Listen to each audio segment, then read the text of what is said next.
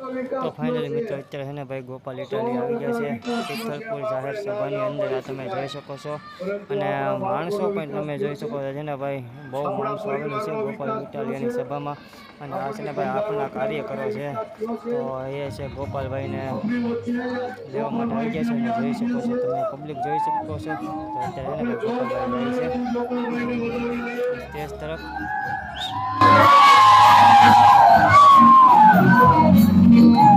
આવો ગોપાલભાઈ પધારો. વેલકમ ગોપાલભાઈ. બસંતી ચોલા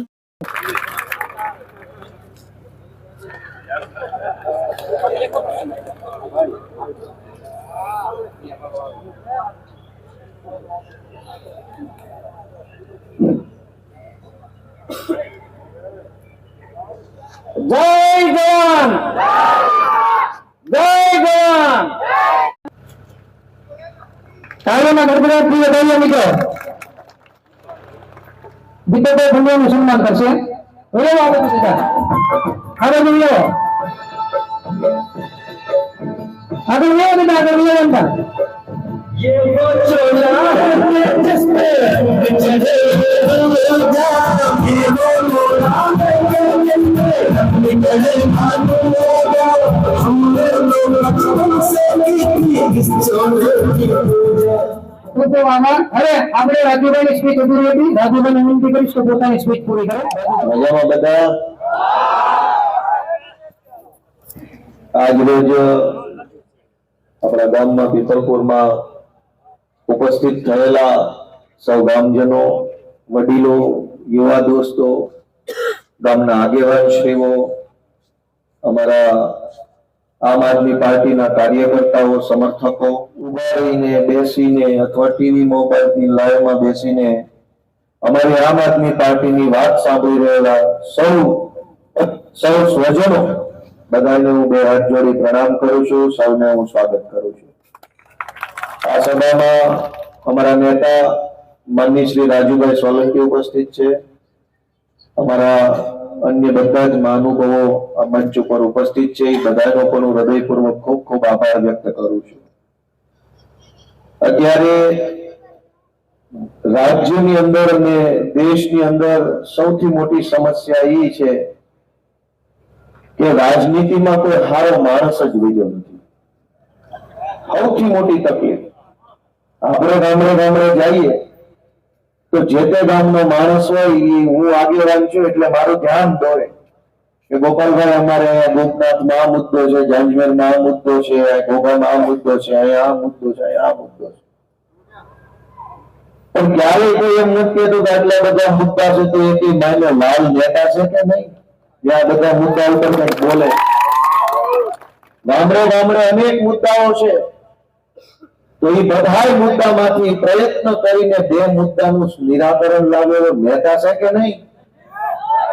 એટલે મને એમ લાગે છે કે આખા ગુજરાતનો સૌથી મોટો મુદ્દો કોઈ સારો માણસ આપણને નેતા તરીકે મળતો નથી ને એમાં કંઈક તો આપણું દુઃખ ઓછું થતું નથી. આ ગામમાં નેતા કોણ છે એ મને નથી ખબર. અડકે પડકેના બધા ગામમાં ભાજપના નેતા કોણ છે એ મને ખબર નથી. મને નામ પણ નથી આવડતું અને હું જોઉં તો ઓળખું નહીં કોઈને. છતાં હું હવામાં એક ગોળો મારું છું કે જે સૌથી બદમાશ હશે, ગુંડા જેવો માણસ હશે, ગામને ધમકાવતો હશે, બધી સરકારી યોજનામાં તોડ કરતો હશે, ચૂંટણી ટાણે લોકોને બીવડાવી મત લેતો હશે, એ ભાજપનો મોટો નેતા હશે. મેં હવામાં ગોળો માર્યો છું. હું જોડે ઓળખતો નથી હો, હામાં મળે તો ઓળખું નહીં. પણ આખા ગુજરાતના ગામડે ભાજપના જેટલા નેતા છે એ ગામને બદલી નાખે, બે જ્ઞાતિ વચ્ચે ડખો કરાવે, લોકોને ડરાવે, સરકારી કાંઈ પણ યોજના આવે તો પહેલો લાભ એને જ મળે, રોડમાં કટકી, ગટરમાં કટકી, સરકારી યોજના પર કટકી, બધા પૈસા એ ખાઈ જાય અને તો છેલ્લે પાછો સમાજનો નેતા બનીને ફર્યા કરતો હોય એવો જે માણસ હશે, ફોકસમાં ફોકસ એ નેતા હશે. મારી વાત સાચી છે કે ખોટી? અને એ પ્રશ્ન ખાલી અહીંયા નહીં, આખા ગુજરાતના જે ગામમાં ઉભો રહીને એમ બોલું કે બોગસમાં બોગસ માણસ હશે હલકટમાં હલકટ વિચારો હશે, ગુંડોનો ગુંડો હશે, એ નેતા હશે. આવું અમરેલી બોલું તો લોકો આ કહે છે જૂની રાજનીતિનો કબજો ગુંડાઓના હાથમાં આવી ગયો છે. તો સૌથી મોટો પ્રશ્ન શું થયો? ગામમાં પાણી નથી આવતું, ખેતરોની અંદર પાણી ક્યાંક, આ તો દરિયાકાંઠો એટલે એ ઉપાધિ ન હોય અહીંયા, પણ જે પક્યું હોય એનો પૂરો ભાવ ન આવે, સુરક્ષા ન હોય, રોજગાર ન હોય, શાળામાં માસ્ટર ન હોય, ડેપોમાં બસ ન હોય, ગામમાં તલાટી ન હોય, કોઈને કહેવા જાવ કોઈ સાંભળવા વાળો ન હોય. એ પ્રશ્ન નથી. પ્રશ્ન એ છે કે કોઈ નેતા જ નથી. હવે નેતા જ ન હોય, કોઈ સારો માણસ નેતા ન હોય તો ગામનું ભલું કેવી રીતે થાય? તમે ભલા માણસ કહો તો ખરા અમને. ભલું કરવું હોય તો પહેલા તો કોક સારો હજડબમ કડક કાળજા વાળો માણસ જોઈએ, કે જે ડરે નહીં, જે લલચાય નહીં, પાછું પગલું ભરે નહીં. એવો જે માણસ હોય, એના હાથમાં નેતૃત્વ આવે તો ઈ માણસ કઈક પ્રશ્ન ઓછા કરવાની કોશિશ કરે.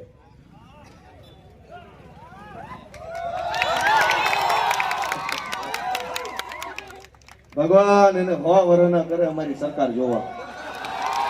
વહેલા મરી જાય તમારી સરકાર જોયા વગર ના જાય. એટલે હું તો કાયમ પ્રાર્થના કરું છું ભગવાન બધાય ભાજપ વાળાને 100 વર્ષના કરે ને જોતા જાય કે ગોપાલભાઈ ની સરકાર છે કેવી. વયા નો જવા જોઈએ કઈ. ભલે જીવે ઉતા ઉતા વિડીયો જોશે અમારી સરકાર, પણ મરવાનો જોઈએ. આપણે શું કામ કેવી વેલા વૈયા જાય? ભલે રહ્યા, એને ખબર પડે ને કે કેવી કેવી સરકારો હાલી શકે એમ છે. ભણેલા ગણેલા માણસો સરકારમાં આવે, યુવાન માણસ સરકારમાં આવે તો સમાજ માટે કેવું કામ કરે એ ભલે જોવે. તમને કોઈને વાંધો નથી ને એમાં? તો ભલે 100 વર્ષના કરે માતાજી. 30 વર્ષથી ઉપાડો લીધો છે કે વિકાસ થયો, વિકાસ થયો, વિકાસ થયો, વિકાસ થયો, પણ કોનો? તમે મને એમ કહો કે આ પિત્તલપુર ગામ છે, આજથી 15-20 વર્ષ પહેલા ગામમાં જેટલા માણસો રહેતા હતા એટલા જ અત્યારે રહેશે કે ઓછા રહેશે? હોય એવું કયો? ઓછા છે કે વધુ? 30 વર્ષથી વિકાસ વિકાસ વિકાસ કરે છે, પણ ગુજરાતના બધા ગામડામાં માણસો તો ઘટતું જાય છે. બાપ દાદાના ગામ મૂકીને બીજા ગામમાં, બીજા જિલ્લામાં, બીજા શહેરોમાં ભાગીને વયું જવું પડે. ઈ કેવો વિકાસ? અમારા બાપ દાદાના ગામમાં અમે રહી ન શકીએ. કોકે રાજકોટ જવું પડે, કોકે સુરત જવું પડે, કોકે ભાવનગર વયું જવું પડે. ઈ વિકાસ કેવો? નેતા તો એકેય ન ભાગવું પડ્યું, માણસ શું કામ ભાગ્યું? જે લોકો 30 વર્ષથી આ વિસ્તારમાં કે ગુજરાતમાં ભાજપના નેતા બનીને ફરે છે, એને ગામ નથી મૂકવું પડ્યું. એ ગામમાં જ રહે છે અને પોળા થઈને ફરે છે. પણ સામાન્ય માણસે પોતાના બાપ દાદાનું ગામ મૂકવું પડ્યું. એ મોટા ફળિયાવાળા ખોડા મૂકી દેવા પડ્યા અને કઈ બીજા જિલ્લામાં, બીજા વિસ્તારોની ખોલીઓમાં રહેવા મજબૂર બન્યા છે આપણે બધા. કોના પાપે? સરકાર 30 વર્ષથી ભાજપની આવે છે, છતાંય આપણે આપણું ગામ મૂકવું પડે. આજ હજારો જુવાની અહીં બેઠા, જાજા બધા તો યુવાન દેખાય છે. આ બધા યુવાનોના હાથમાં કામ કોણ આપશે? નોકરી ધંધો હોય, કામકાજ હોય, 2 પૈસા રળીને શાંતિથી જીવી શકે એવી વ્યવસ્થા હોય તો વાંધો નથી, પણ આજ રૂપિયા કમાવા ક્યાંનું ક્યાંય જવું પડે છે. અવડો મોટો દરિયો દીધો છે ભગવાને અહીંયા. ધારો એવું કામ અહીંયા પ્રવાસનનું થઈ શકે, પણ 30-30 વર્ષથી આ કોઈ વિકાસ કરવામાં કોઈ રસ નથી. દરિયાકાંઠે તો કેટલું બધો પ્રવાસ ઉભો થાય. મંદિર છે અહીંયા પડકે, બધી બાજુ ગોપનાથ ભગવાન બેઠા છે, નિષ્કલંક મહાદેવ બેઠા છે. કુડાના દરિયે તો હું ભણતો ભાવનગર ત્યારે ઘણી વાર આવેલો. ગાડીઓ લઈને વસૂટતા તે વહી આવતા કુડે અને ફર્યા કરતો. ચારેય બાજુ અહીંયા પ્રવાસન વિકસે એવી વ્યવસ્થા છે ભગવાને આપેલી. દરિયો છે, ડુંગર છે, લીલી વાડીઓ છે, ભગવાને આપેલું બધુંય છે. હવે એક નેતો નથી હારો કોઈ, એટલે ઉપાધિ ચડ્યું. ભગવાને બધુંય આપ્યું, પણ એક હારો નેતા જો આપી દીધો હોત ને તો આ દશા ન હોત લોકો. કેમ કે ભગવાને ક્યાં તાણ રાખી છે? દરિયો દીધો, એનાથી મોટું શું હોય? દરિયા પાસે લીલી વાડીઓ દીધી, ડુંગરા છે ચારે બાજુ. ક્યાં નથી ડુંગરા? બધું જ છે, નેતો નથી. અને એના કારણે હજારો લોકો પીડાય છે. હું તમને વિનંતી કરવા આવ્યો છું, સારો નેતા આવશે ક્યાંથી? કઈ ઉપરથી હેઠો પડશે? નહીં આવે. સારો નેતા સમાજે પેદા કરવો પડશે, સમાજે બનાવવો પડશે, સમાજે ઘડવો પડશે, અને જે સારો લાગે એને આગળ લાવવા માટે લોકોએ હાવણો દબાવવો પડશે, બાકી સારો નેતા નહીં આવે. લોકોએ સારો નેતા ઉભો કરવો પડે, અને નેતા સારો નહીં આપે તો એક પણ પ્રશ્નનું નિરાકરણ ક્યારેય જિંદગીભર આવવાનું નથી. પેઢીઓની પેઢીઓ મજૂરી કરવામાં વહી જશે. કેમ આ વિસ્તારમાં ભણતર ગણતરની વ્યવસ્થા ન થઈ? અનેક છોકરાઓ આપણા છે જેને જો સારી વ્યવસ્થા મળે ને તો ભણી ગણીને આખા રાજ્યનું ને આખા દેશનું નામ રોશન કરે ને એવી ક્ષમતા વાળા છોકરા આપણી પાસે છે. અને દરિયાકાંઠે રહેતા હોય તો તરવામાં હોશિયાર હોય. તરવાની ઇન્ટરનેશનલ કોમ્પિટિશનો થાય છે, સ્વિમિંગ કોમ્પિટિશન ઓલિમ્પિક્સમાં આવે છે.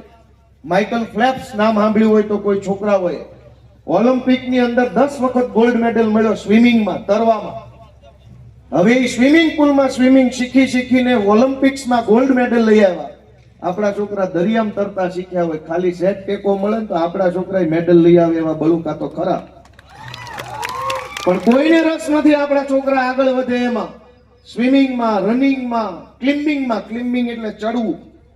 આપણે આ ડુંગરા છે, છોકરા દોડીને ડુંગરા ચડી જાય. તળાજાનો ડુંગરો છે, મહુવામાં છે, ધારું કેટલી બધી છે, હળી કરીને ચડી જાય ને હળી કાઢીને વહી આવે. ઈશ્વરે બધું આપ્યું છે, પણ મેં કીધું એમ એક ખારો નેતા જો ભેગો આપી દીધો હોત ને તો આટલી ઉપાધિ ન હોત. અને એટલે હું તમને એમ વિનંતી કરવા આવ્યો છું કે અમે ગુજરાતને સારા નેતા મળે એની કોશિશ કરવા વાળા માણસો છીએ, એવો પ્રયત્ન કરવા વાળા માણસો છીએ. અમે ગુજરાતને ચૈતરભાઈ વસાવા આપવાનું કામ કર્યું. આમ આદમી પાર્ટીએ બ્રિજરાજ સોલંકી આપવાનું કામ કર્યું, પ્રવીણ રામ આપવાનું કામ કર્યું, ઈશુદાન ગઢવી આપવાનું કામ કર્યું. આ તમારો દીકરો ગોપાલ ઇટાલિયા આપવાનું કામ અરવિંદ કેજરીવાલની આમ આદમી પાર્ટીએ કર્યું. તમે મને એમ કહો કે આ બધા સારા નેતા છે કે નહીં? એ કોને આપ્યા?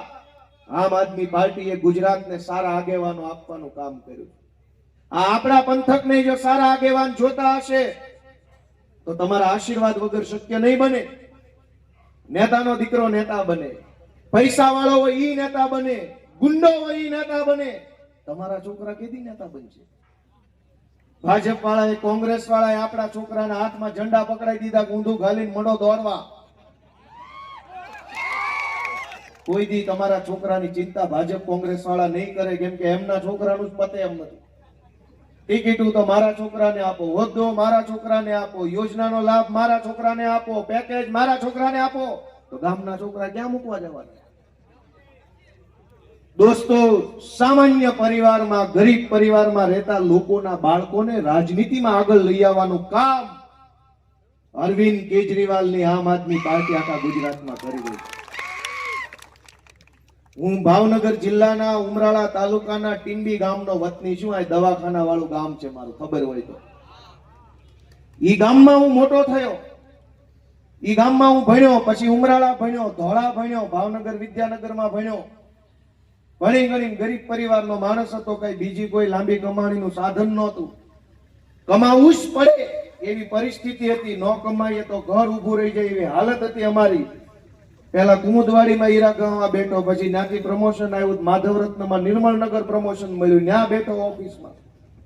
પછી એમાંથી પોલીસ બન્યો, એમાંથી ક્લાર્ક બન્યો, એમાંથી આંદોલનમાં ગયો, એમાંથી આમ આદમી પાર્ટીમાં આવ્યો. અરવિંદ કેજરીવાલે મને ધારાસભ્ય બનાવ્યો. અત્યારે તમે મને એમ કહો કે હીરા ગણતા હોય એ માણસને ધારાસભ્ય ભાજપ બનવા દેશે?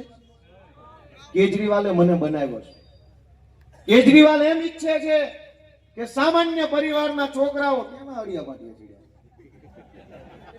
ચડ્યા નથી, ધનુર ઉપડ્યો છે.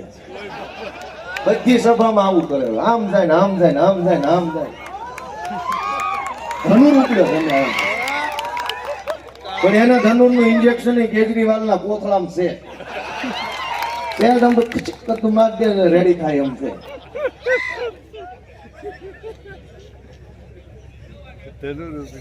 મિત્રો, હું તમને જે કઈ વાત કહું છું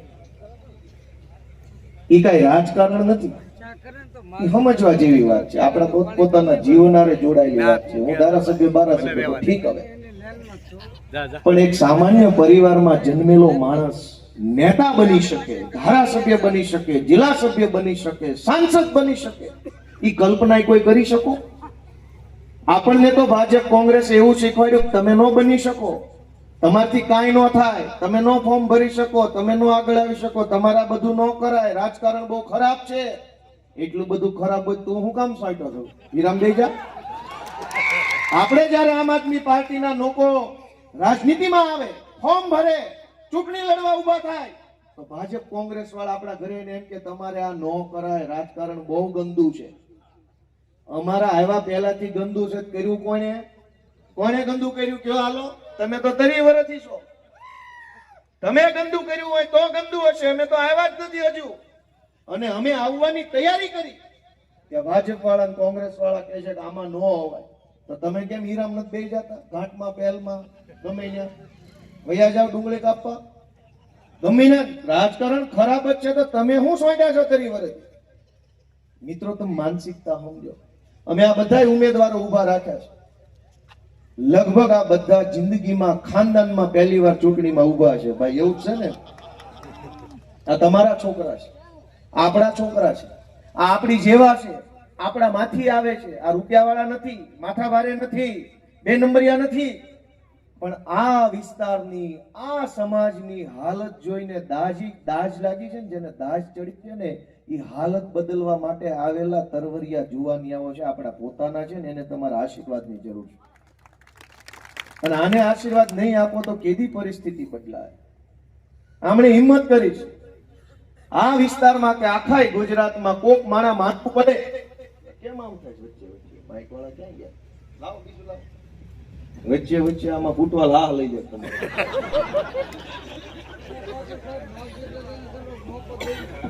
હેલો. હા હાલો. આ બધા યુવાનોએ ચૂંટણીમાં ફોર્મ ભર્યું, પહેલી વાર ફોર્મ ભર્યું. ભાજપ કોંગ્રેસ નો હાલે ને તો ગ્રામ પંચાયત નો સભ્ય નો બનવા દે. અને આજે જો આમ આદમી પાર્ટી ન હોય તો ગોપાલભાઈ ઇટાલિયા પોતાના ગામના સરપંચ હજુ આવતા 30 વર્ષ ન બની શકે. લાઈન જ એટલી મોટી છે. આ તો અરવિંદ કેજરીવાલ નું ભલું કરે ભગવાન, એને 100 વર્ષ ના કરે ને આ પાર્ટી 500 વર્ષ ની થાય કે અમારી જેવાનો વારો આવ્યો. હીરા ગણતા ગણતા ધારાસભ્ય થાય. આ ભાજપ કોંગ્રેસ વાળા થોડા આગળ આવવા દે. પણ તમે સમજો કે કોઈ માણસ માંદું પડે તો ભાજપ વાળા કોઈ દિવસ ઘરે ખબર કાઢવાય નહીં આવે ને એમ કહેશે નહીં કે લે ભાઈ 500 1000 કેટલા મોકલું, જા દવાખાને જઈએ. કોક માણાનો દીકરા દીકરીને ભણવામાં હોશિયાર હોય, ફી ભરવાના પૈસા ન હોય તો ભાજપ વાળો ક્યારેય નહીં આવે કે લે ભાઈ તારી દીકરી ભણવામાં હોશિયાર છે, ભાવનગરની તારી નિહાળમાં એડમિશન કરાય જા અને દીકરીને ભણાય લઈ જા 50,000. નહીં બોલે. કોક માણસને દુકાન બનાવવામાં, મકાન બનાવવામાં કઈક પૈસાની જરૂર હશે, ભાજપ વાળો નહીં આવે. પણ ચૂંટણીમાં જેવું ફોર્મ ભરો તરત 25 ભાજપ વાળા આવે. બોલ કેટલા આપો? તરત ઓફર આવે. જેવો માણા, જેવી ગરજ, એવડા પૈસા ઓફર કરે છે. કેમ ભાઈ? એટલા જ બધા પૈસા તમારામાં આવી ગયા. જાઓ ગરીબ માણસોને જઈને મંડો આપવા વગર ચૂંટણી ટાઈમે. આ બધાને દબાવવા ધમકાવવાની કોશિશ કરીએ છીએ. ચૂંટણીમાં ઉભા રહ્યા તો આપણા સમાજના આગેવાનના ફોન આવે, બટા તે બહુ ન કરવાની કરી, તારા ન કરાય. કેમ? તમારે જ ગામને ઊંટિયા ચડાવવું છે. અમે આગળ આવી તમને વાંધો છે? હું નવો રાજકારણમાં આવ્યો તો અમારા સમાજના આગેવાન, બટા છોકરા તું ભૂલ કરે છે. ભૂલ તો અમે 30 વર્ષ કરતા, હવે સુધારવાની શરૂઆત કરી ત્યાં તમને વાંધો પડ્યો. આપણા છોકરા આગળ આવે તો ભાજપ કોંગ્રેસને બિલકુલ ગમતું નથી. હું આજે નાના પરિવારનો માણસ, હું આગળ આવ્યો. તમે મને એમ કહો કે હું આગળ આવ્યો, હું ધારાસભ્ય બન્યો, આમ આદમી પાર્ટીમાં આવ્યો, એનાથી નાના માણસનું સારું થયું ખરાબ થયું મને કહો. હોય એવું કયો બધા? નાનો માણસ આગળ આવે તો નાના માણસોનું ભલું કરે, અને ગુંડો આગળ આવે તો ગુંડાનું ભલું કરે, રૂપિયા વાળો આગળ આવે તો રૂપિયા વાળાનું ભલું કરે. અને આપણે કોઈ પણ નેતાને મત હું કામ આપીએ છીએ? દાખલા તરીકે કોઈ નેતાને મત આપો, બહુ સમજવા જેવી વાત છે કે કોઈ નેતાને તમે મત આપો તો મત એટલે આપો છો કે જા ભાઈ મેં તને મત આપ્યો, તું સરકારમાં જાજે અને સરકારને કહેજે કે અમારા ગામમાં એક શાળા બનાવે જેથી આપણા સમાજના બધા દીકરા દીકરીઓ ભણી અને કલેક્ટર મામલતદાર બને. આ હાટું જ મત આપવાનો હોય ને? 4-5 જણાએ આ પાડે એનો ખૂબ ખૂબ આભાર. આપણે મત આ હાટું જ આપવાનો હોય ને કે લે ભાઈ મેં તને મત આપ્યો, તું જા સરકારમાં, તારી સરકારને કે અમારા ગામમાં નિશાળ બનાવે, જેથી કરીને આપણી નાતના બધા છોકરાને એમાં ભણાવીને ભણી ગણીને છોકરા આગળ વધે. આ હાટું જ મત હોય. આ શું થયું? મત આપણે આપ્યો, એ સરકારમાં ગયા, ત્યાંથી એની પોતાની શાળાની મંજૂરી લઈ હતા, પ્રાઇવેટ શાળા. એટલે નેતાની પોતાની કાયમની કમાણી ચાલુ થઈ ગઈ. ગોપાલભાઈને તમે એટલે મત આપ્યો તો, ગોપાલ તું અમારો છો, અમારા માથી આવે છો, અમારા ગામનો છો, અમારી નાતનો છો, તું કઈક અમારું સારું વિચારીશ, જા સરકારમાં એક નિહાળ બનાવડાય. તો ગોપાલ ગયો સરકારમાં, ઘરની ખોલીને આવ્યો. એવી રીતે ઘરના દવાખાના, ઘરની શાળા, ઘરની બસો. તમે જે નેતાને સરકારી શાળા બનાવવા મત આપો છો, એ પ્રાઇવેટ શાળા બનાવીને પાછો આવે છે. જેને તમે સરકારી દવાખાના બનાવવા મત આપો છો, એ ઘરના દવાખાના ખોલીને પાછો આવે છે. તમે જેને સરકારી બસો ચાલુ કરાવવા મત આપો છો, એ પ્રાઇવેટ વોલ્વો મૂકી દે છે અને પોતાની કમાણી ઊભી કરી લે. અને એને મત આપનારો સમાજ છે એ કાયમ વાહે રહી જાય, પાછળ રહી જાય, પાછળ રહી જાય. વાત સાચી છે કે ખોટી? આ પરિસ્થિતિ કોણ બદલશે? કોઈ નેતા નહીં, કોઈ પાર્ટી નહીં. આ પરિસ્થિતિ તમે પોતે જ બદલી શકશો. તમારામાં એ શક્તિ છે કે તમે ધારો તો તમારી હાલત બદલી શકો. અને તમે જો બદલવા નહીં માંગો તમારી હાલત, તો ભગવાન આપણી હાલત નહીં બદલી શકે. તમારે જ નક્કી કરવું પડશે કે હાલત બદલવી છે કે નહીં. અને તમારે તમારી હાલત બદલવી હોય તો અમે તમારા છોકરા બનીને આવ્યા છે, માગવા માટે આવ્યા છે કે અમને આશીર્વાદ આપો. 30 વર્ષ સુધી એમને તમે તક આપી. અમે તમારા છીએ, તમારી જેવા છીએ, તમારા માથી આવીએ. અવડી મોટી ભાજપ પાર્ટીને અમે છાતી કાઢીને ઉભા છીએ, હિંમતથી ઉભા છે. અમારી હિંમતની કદર કરીને એકવાર હાવણો દબાવવી વિનંતી આખા પીતલપુર ગામને કરવા આવી. આ લોકોએ ફોર્મ ભર્યા તો એને ઓફર આવી, પૈસા લઈ લો ને ફોર્મ ખેંચી લો. હવે તમે મને એમ કહો કે આ દેશમાં ફોર્મ ભરવાનો અધિકાર કોને અપાયો? અંગ્રેજો હતા તો બિનહરીફ થતા હતા, એની સામે ફોર્મ ભરાય એમ હતું નહીં. દેશમાં મહાત્મા ગાંધી, સરદાર પટેલ, બાબા સાહેબ આંબેડકર, નહેરુજી, અનેક મહાપુરુષોએ આખી જિંદગી હોમી દીધી. તેથી આઝાદી આવી. ને આઝાદી આવી એનો અર્થ એટલો તો કઈ ગમે ની ફોર્મ ભરી શકે, એને જ તો આઝાદી કહેવાય ને. આઝાદી નહોતી ત્યારે કોઈ ફોર્મ નહોતું ભરી શકતું. એકલા અંગ્રેજો હાલ્યા કરતા 200 વર્ષ સરકાર આલી બિનહરીફ. પણ દરેક માણસ, નાનામાં નાનો માણસ ફોર્મ ભરી શકે, ચૂંટણીમાં ઉભો રહી શકે, નેતા બની શકે. એનું નામ તો લોકશાહી છે. હવે ભાજપ વાળાએ શું કર્યું? આખા ગુજરાતમાં અમારા ઉમેદવારોના અપહરણ કરાવવાની કોશિશ કરી. પોલીસે એમાં ટેકો આપ્યો, ગુંડાઓએ ટેકો આપ્યો, પૈસાની ઓફર કરી, એફઆઈઆરો કરી અને ફોર્મ પાછા ખેંચી લો જેથી કરીને ભાજપ બિનહરીફ થઈ જાય એવી કોશિશ કરી. ભાઈ તમે 30 વર્ષથી બહુ વિકાસ કર્યો છે તો લડી લો ને, ચૂંટણી આવી જાવ, મોરે મોરો જીતી જાવ ભલે. ચૂંટણીથી ભાગો છો કેમ? કેમ ચૂંટણી લડવામાં બીક લાગે છે? અમારા આ સામાન્ય પરિવારના જુવાનિયા જિંદગીમાં પહેલી વાર ફોર્મ ભરે ત્યાં ફાટી પડો છો. 30 વર્ષથી વિકાસ કરો છો તો લડી લો ચૂંટણી. અમારા નસીબમાં નહીં હોય તો અમે હારી જશું, કાંઈ વાંધો નહીં. હારી ગયા તો હારી ગયા, આવતી ચૂંટણીએ ઉભા રહેવું. પણ તમને કેમ બીક લાગે છે ચૂંટણીની? કેમ ફોર્મ પાછા ખેંચાવીને બિનહરીફ જીતવા માંગો છો? લોકોનો મત આપવાનો અધિકાર કેમ છીનવવા માંગો છો? મિત્રો, મારે તમને એટલી વિનંતી કરવી છે કે આ ચૂંટણી છે, આ બધી પાર્ટીના બધા નેતા આવશે. અમે તો પહેલી વખત વાળા, કેમ કે અમારી પાર્ટી નવી છે. આ અમારું એવું નથી કે દર ચૂંટણી આવી જવી. પહેલી વાર આવ્યા છે અને પહેલી વાર આવ્યા તો અમે વાત શું કરી? તમારા મુદ્દાની વાત કરી, શિક્ષણની, આરોગ્યની, બસની, રોડ રસ્તાની, રોજગારની. સ્થળાંતર થઈ થઈને માણસોએ ભાગવું પડે છે. એ પરિસ્થિતિ અમને નથી પહોંચાતી. હું ગામડાનો જીવ છું, હું ધારાસભ્ય છું, પણ મારી ભાષા, બોલચાલ, પહેરવેશ બધું દેશી લાગે. હું કામ? કેમ કે આપણો જીવ ગામડાનો છે. આપણે કાંઈ સુધરેલું થઈને મેડલ નથી લેવા. જેને જે આપણી ટીકા કરવી એ કરે. આપણે આવા છીએ ને આવા જ રહેવાના છે. પણ આ ગામડું જીવતું રાખવું, ગામડું ધબકતું રાખવું, એ જવાબદારી કોની છે? અને એટલે આપણે બધાએ આપણું ગામ બચાવવા માટે થઈને જાગૃત તો બનવું પડશે. ગામને ભાજપના નેતાઓ લૂંટી લે છે.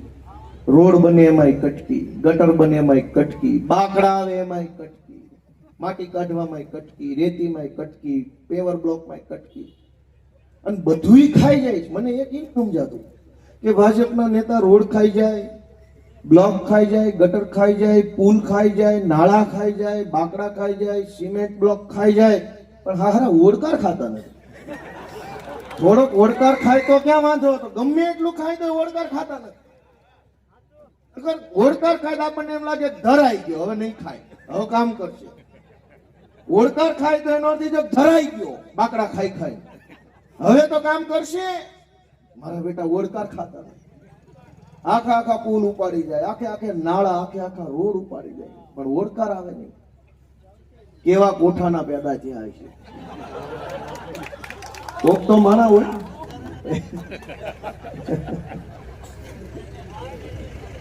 અને એટલે હું તો જાજુ કહી ન શકું, નાનો માણસ છે, જેટલું આવડે એટલું મેં કીધું તમને. અમને બહુ કઈ જાજુ રાજકારણ ખબર નથી પડતી, આ નવા નવા આવ્યા છે ને હાલતા હાલી ગયું છે તમારા આશીર્વાદથી. અમને બહુ કપટ ફાવે નહીં, હોય એવું કહી દઈએ. પણ મારી લાગણી એવી છે કે એકવાર બધાએ પોતાનો આત્મા જગાડે કે આ બધું ક્યાં સુધી હાલશે, ક્યાં સુધી હાલશે. અને આમાં તમારે ચિંતા ગોપાલભાઈની નથી કરવાની, ચિંતા આ કોઈની નથી કરવાની. બહુ તો હારી જાય. ચિંતા તમારે તમારી પોતાની કરવાની છે કે આમના હાલશે તો તમારું શું થાય. વિપક્ષનું તો હું એક ચૂંટણી હું હારી ગયેલો છું, મન કાંઈ ન થઈ ગયું, પણ હું ચૂંટણી હાર્યો અને ઈ પછી લોકોને એક આધાર ગુમાવવો પડ્યો કે આપણા માટે લડવા વાળો કોણ. આજ પરિસ્થિતિ તો જુઓ, એક મામૂલી આવકનો દાખલો કઢાવવો હોય તો કેટલા ધક્કા ખાવા પડે છે. વાત સાચી છે ખોટી? આવક 1 રૂપિયાની ન હોય તો આવકનો દાખલો કાઢી આપે. જે માણસ મજૂરી કરતો હોય, ખેતરોમાં ડુંગળી કાપવા જતો હોય, કપાસમાં કે જે કઈ આ બાજુ પાકતું એમાં જતો હોય, વર્ષે જેની 50,000 કમાણી ન હોય ને એને 1.5 લાખના દાખલા આપી દે છે મામલતદાર કે લઈ જાઓ. અને 1.5 લાખનો દાખલો પાનના ગલ્લે ગીરવે મૂકો તો એક બીડીની જોડી નો આપે. કોઈ સરકારને કહેવા વાળું નથી કે આ બધું હું તમાશો. અને ગમે એવું આવે, ફોર્મ ભરો, ફોર્મ ભરો, ફોર્મ ભરો. નકર આમતા અડધી જિંદગી તો ફોર્મ ભરવામાં જ રહી ગઈ. આના ફોર્મ ભરો ને ઓલાના ફોર્મ ભરો ને અહીંયા ફોર્મ ભરો ને આમાં ફોર્મ ભરો ને ઓનલાઈન ભરો ને પેનથી ભરો ને એફિડેવિટ. એ ભાઈ કઈક દેવાનું હોય તો દે, નકર રહેવા દે. ફોર્મ ભરી ભરી થાક્યા. હમણાં હીરામાં મંદી આવી તો રત્નદીપ યોજના લાવ્યા કે રત્ન કલાકારોના બાળકોને ફી ભરવા માટે થઈને સરકાર સહાય આપશે. લોકોએ 2,000 નો ખર્ચો કરીને ફોર્મ ભર્યા, સહાય આવીને પાવલી. ફોર્મ ભરવાનો 2,000 નો ખર્ચો છે સહાય લેવા માટે. કોને કહેવાનું? અને સરકારની હાલત તો એવી છે ભાઈ કે કોઈનું કાંઈ ઉપજતું નથી. આ ભાજપમાં હું 1000 વખત માઇકમાં બોલ્યો છું કે અહીંયા એટલે આપણા મલકમાં, આપણા વિસ્તારોમાં જે પોળા થઈને હાલે છે ને ભાજપ વાળા, એનું ગાંધીનગરમાં કાંઈ હાલતું નથી પાછું. એ અહીંયા પોળા પોળા હાલે, પબ્લિક વચ્ચે પોળા હાલે. હું કામ? ગરીબ પબ્લિક છે, નાના માણસો છે, સામાન્ય માણસો છે, તો જોયા કરે, બોલે થોડા. પણ અહીંયા પોળા હાલે, એનું ન્યા કાંઈ હાલતું નથી. મેં નજરે જોયેલું છે, હામી નજરે, કા પટાવાળા જેવું કામ છે આનું. તો શેના પોળા પોળા હાલે? અને નેતાનું કઈક ઉપજતું હોત તો આટલા પ્રશ્નો થોડા હોત. ગુજરાતના અનેક ગામડામાં પીવાનું પાણી નથી આવતું ટાઈમે, પણ દારૂ ટાઈમ ટુ ટાઈમ આવે છે. અને તમે જુઓ કે ગુજરાતમાં દારૂનો પ્રતિબંધ છે, પણ કોઈ દિવસ કોઈ ગામડામાં 500 જણાએ રસ્તા રોકો આંદોલન કરીને એવું કહેવું નથી પડ્યું કે દારૂ ઘટે છે, પોગાડો પોગાડો. હોય જ. કોરોના આવે તો ઓક્સિજનના બાટલા ઘટે, અમેરિકાનું યુદ્ધ થાય તો ગેસના બાટલા ઘટે, પણ ગમે એવી પરિસ્થિતિમાં દારૂના બાટલા કોઈ દી ન ઘટે. હોય જ. હોમ ડિલિવરી જ્યાં જ્યાં ને આપી જાય. ખીજડા વાળા ખેતરે પોગાડી દે, ત્યાં આપી જાય. અને આ દારૂનો ધંધો કોણ કરે છે? બધા જ ભાજપ વાળા દારૂના ધંધામાં કાળી કમાણી કરે છે. આપણા છોકરાની જિંદગી બરબાદ કરીને આ લોકો રૂપિયા કમાય છે. અને ઈ રૂપિયાથી ચૂંટણી ટાણે આપણને વેચાતા લેવા આવે છે. ચૂંટણી ટાણે કેટલા રૂપિયા આ બાજુ શું આપે છે? ઈ તો પૈસા તો આપે જ છે, એમાં કઈ શરમ રાખવાની કઈ સંકોચ ન કરતા. પૈસા તો મતદાનના આપે જ છે. 500 મતદારોને કેટલા? સાંભળો, એક મહત્વની વાત છે. મતદારોને કેટલા પૈસા આપે છે? 500. મને તમે એમ કહો કે બકરી કેટલાની આવે? બકરી કેટલાની આવે?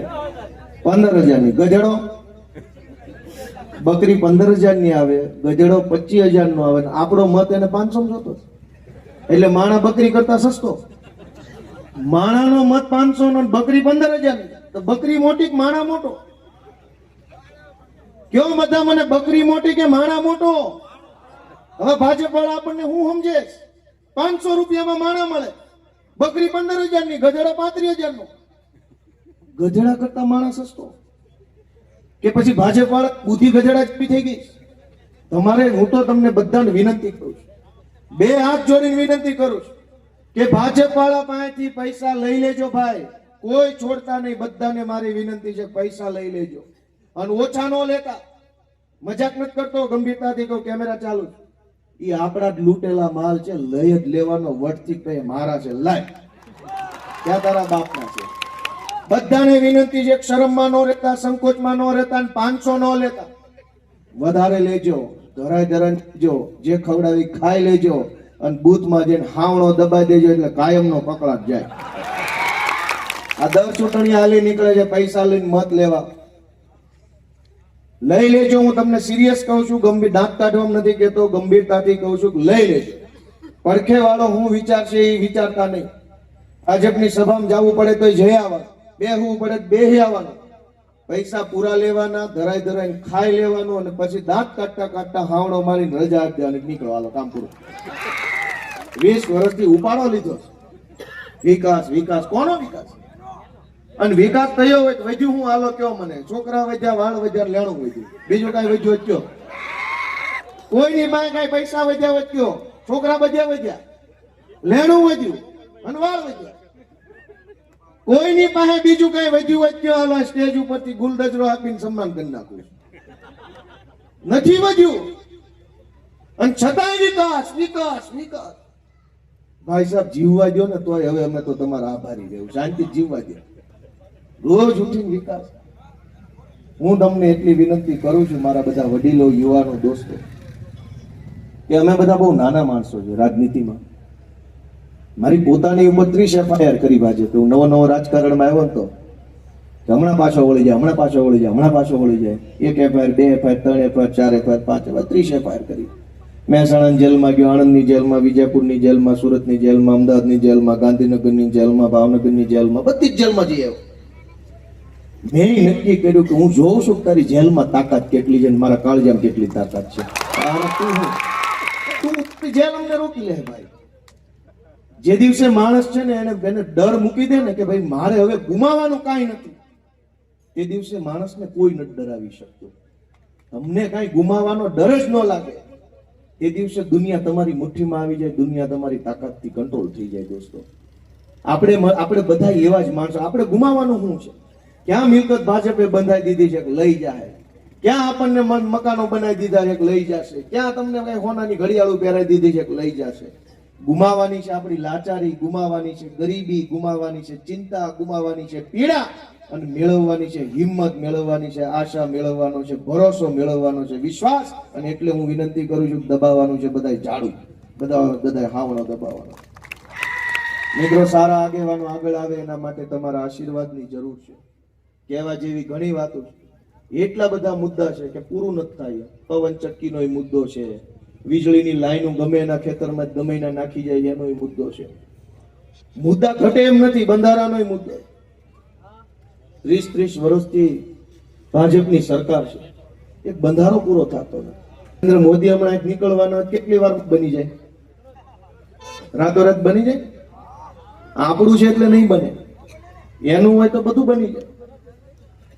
એટલે ઘણું કહેવા જેવું ઘણું છે, પણ હવે કહેવું નથી. રામ રામ. કહેવા જેવું ઘણું છે પણ કહેવું નથી. મારે સમજવા જેવી બહુ વાત ટૂંકી છે કે અમે ગુજરાતમાં એક નવો બદલાવ આવે, સામાન્ય માણસના જીવનમાં પરિવર્તન આવે, માણસ સ્વાભિમાનથી જીવી શકે, આત્મસન્માનથી માણસ આગળ વધી શકે, એવી વ્યવસ્થા ઊભી કરવા માટેનો સંકલ્પ લઈને અમે આમ આદમી પાર્ટી લઈને તમારી વચ્ચે આવ્યા છે. તમને એમ લાગે કે આ તમારા છોકરાઓને એક કાપવા જેવી છે તો કોઈ વાત નહીં, વિવાદ નહીં, હાવણા સિવાય કોઈ વાત નહીં. એવી રીતે ઝાડુ દબાવજો દોસ્તો. અને છેલ્લે વિધાનસભાની 2-3 વાત કહેતો જાઉં. વિસાવદર અને ભેસાણના લોકોએ મને ધારાસભ્ય બનાવ્યો અને એટલે મને વિધાનસભાની અંદર બેસવાની તક મળી. અમથા તો આ ગેટે ન ઉભા રહેવા દે, કૂતરા મૂકેલા હોય, કૂતરાથી સાવધાન. કયા અંદરના બહારના? ત્યાં ગેટે લખ્યું ભાજપના નેતાના ગેટે, કૂતરાથી સાવધાન. એટલે કયો કૂતરો? અમે તો સાવધાન જ છીએ. કૂતરો કયો હોય બહાર દેખાય ઈ? વિધાનસભામાં હું ગયો, મેં ત્યાં એક પ્રશ્ન પૂછ્યો લેખિતમાં. સરકારના મંત્રીએ મને લેખિતમાં જવાબ આપ્યો. મેં એમ પ્રશ્ન પૂછ્યો કે આ આખા ગુજરાતમાં ભાજપની સરકાર એમ કહે છે કે અમે ગરીબોને મફત અનાજ આપીએ છીએ, તો તમે આ અનાજ લ્યો છો ક્યાંથી? તમે ત્યાં વાડીએ જતા નથી, તમે કઈ ખેતરો વાવતા નથી, તમે ઘઉં પકવતા નથી, તો તમે ગરીબોને જે ઘઉં આપો છો એ ઘઉં કઈ દુકાનેથી કેટલા રૂપિયાના ખરીદ્યા છે? આવું મેં લેખિતમાં પૂછ્યું. બીજો પ્રશ્ન એ પૂછ્યો કે તમે જે ઘઉં ખરીદી કરી એ ખરીદેલા ઘઉં ગામડે ગામડે સુધી પહોંચાડવામાં રૂપિયાનો ખર્ચો કર્યો, અને ગામડે ગામડે ઘઉં પહોંચ્યા પછી જે માણસને તમારે આપવાના છે કૂપન ધારકને, એના સુધી પહોંચાડવા માટેનો કેટલો ખર્ચો કર્યો? આ પ્રશ્ન મેં લેખિતમાં વિધાનસભાને પૂછો. હવે ધ્યાનથી સાંભળજો. સરકારે મને લેખિતમાં જવાબ આપ્યો મંત્રીએ કે 5 કરોડના ઘઉંની ખરીદી કરી ગરીબોને આપવા માટે.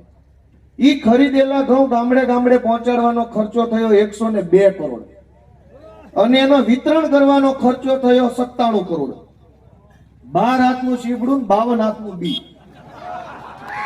5 કરોડના ઘઉં, એને વિતરણ કરવાનો ખર્ચો 200 કરોડ. હોય કોઈ દી આવું? કિલો ખાંડ લ્યો 35 રૂપિયાની અને લઈને ઘરે પોગાડવાનો ખર્ચો 135. આવું હોય? મને આ વસ્તુ લેખિતમાં આપી છે, લેખિતમાં મંત્રીએ સહી સાથે. આ કેમેરામાં કહું છું, કોઈ હોય તો કહી દે ભાજપ વાળો કે આ વાત ખોટી છે, તો હામો બેસી જાવ ખુરશી પર.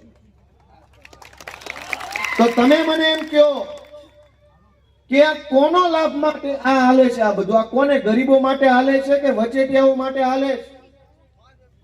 5 કરોડના ઘઉં અને 200 કરોડનો ખર્ચ ભાડ્યું જ ક્યાંય આવું કોઈ દિવસ?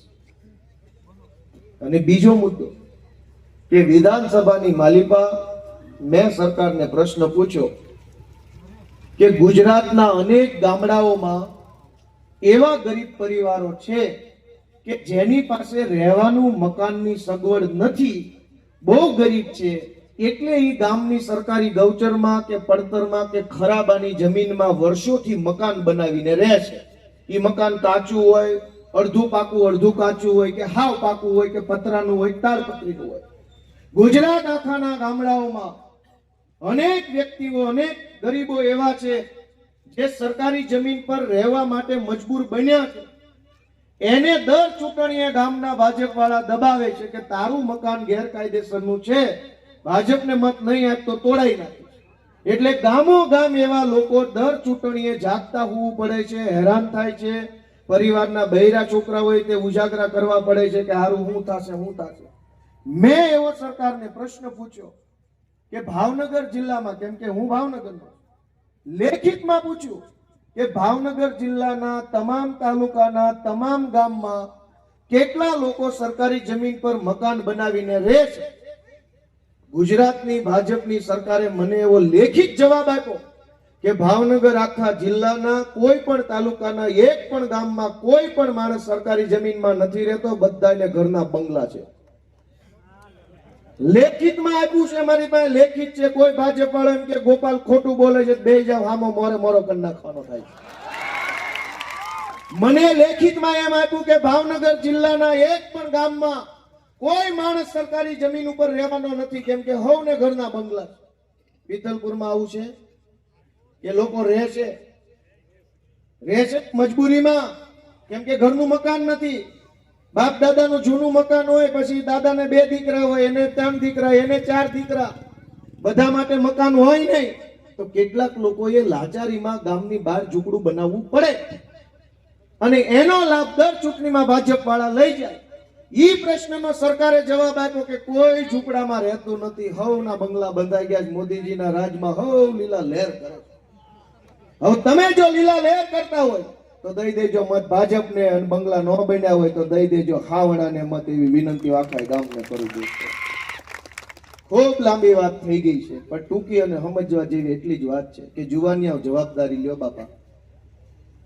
પ્રશ્ન છે એ કકડાટ કરવાથી કઈ મુદ્દો નથી.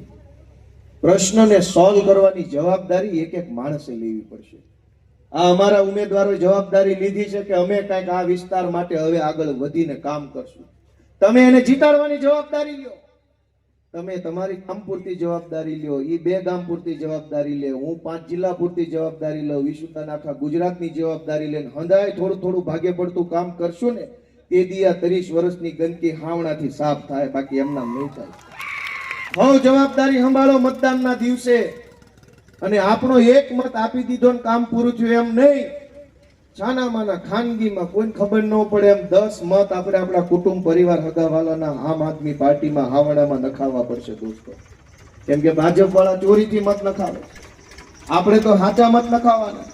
અને એટલે તમે બધાય આ વિસ્તારના અમારા બધાય ઉમેદવારો તમે ઓળખો જ છો, બધાને આપણા ગામના જ છે બધા અડકે પડકે, એ બધાને આશીર્વાદ આપો, સાવરણાના નિશાન ઉપર મત આપો, અમને એક તક આપો. યુવાન ભણેલ ગણેલ માણસો આવે તો કેવું કામ થાય એનો તમે તે 1.5 વર્ષ અખતરો કરી લો. 27માં પાછી ચૂંટણી છે, અમને મત દેવો ને ભાજપ વાળાને તરત સુધરવો છે તો 2-2.5 વર્ષ એને સુધરવાની તક મળશે ને અમને 2.5 વર્ષ કામ કરવાની તક મળશે. તો તમને 27માં ખબર પડે કે હવે આ 2 માં કયો લાવવો. 2 ના અખતરા થઈ ગયા. એટલે હું આવા વિશ્વાસ સાથે મારી વાત પૂરી કરું છું. આટલા બધા જણાએ આટલી ધીરજ ગંભીરતાથી મારી વાત સાંભળી, મારા માટે બહુ ગર્વની બાબત છે કે અમને તમે સાંભળ્યા. અત્યારે કોઈ કોઈનું સાંભળે નહીં એવો જમાનો છે, અને એમાંય તમે મારી વાત સાંભળી એટલે હું તમારા બધાનો ખૂબ ખૂબ આભાર વ્યક્ત કરું છું. ભારત માતા કી જય! જવાન જય જવાન! ખૂબ ખૂબ આભાર.